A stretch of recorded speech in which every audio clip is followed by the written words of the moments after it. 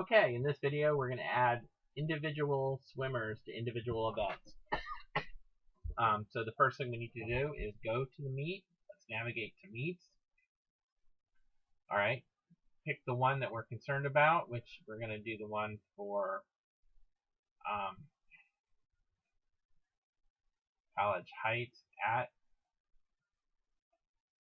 Lake of the Woods. First thing I noticed is that the date is wrong, so I'm going to go back in there and change the date from today to the date that it's supposed to be, which is the 29th.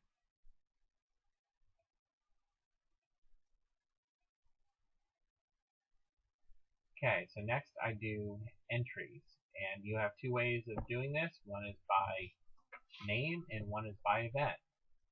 So basically for individual events it's usually easier to do it by swimmer, so we do entries by name.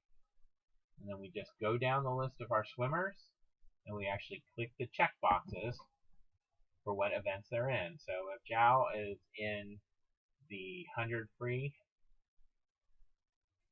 the 50 fly, and the 50 breast, we click those boxes, and he's now entered in all those events. One thing to note is if the number of meets or number of events per swimmer is set right, if I try to add him into the fourth event, it's going to tell him that he's actually exceeded the number of entries he's allowed, because the athletes are only allowed to be entered in 3 individual events. Now, it's still going to make you actually uncheck it yourself. Okay, so you just go through and update the entries for each swimmer, making sure you're not putting them in more than 3 events. And at the end of this process, you should have all your swimmers' individual events entered. Now, you could actually go through and do this by event instead of by name. In that case, it looks a little different. You're gonna click the event at the top instead of the name, and it's gonna tell you now all the athletes that are eligible to swim in that event. So if I switch to the boys event, it's gonna switch and give me just the boys' names. So that's one way of doing it as well. But a lot of times the spreadsheets that we use for our meet planners are set up with the athlete name on the left-hand side, and for the 100 events, it gets a little confusing because you have athletes that may be on multiple sheets of paper entered in the same 100 event.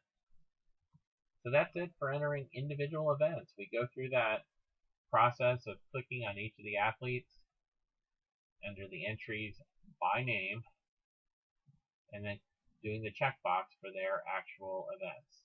Now, if you have a situation where for some reason you have an exhibition swimmer, and there are some cases for that, sometimes with special needs kids, and sometimes with, other special cases.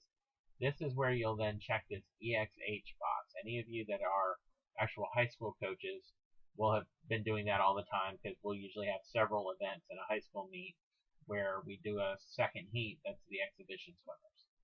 Now, once you select exhibition, that means that this swimmer won't be able to get any points. So even if he has the fastest time, he won't get any points. So, okay, that's it for this time.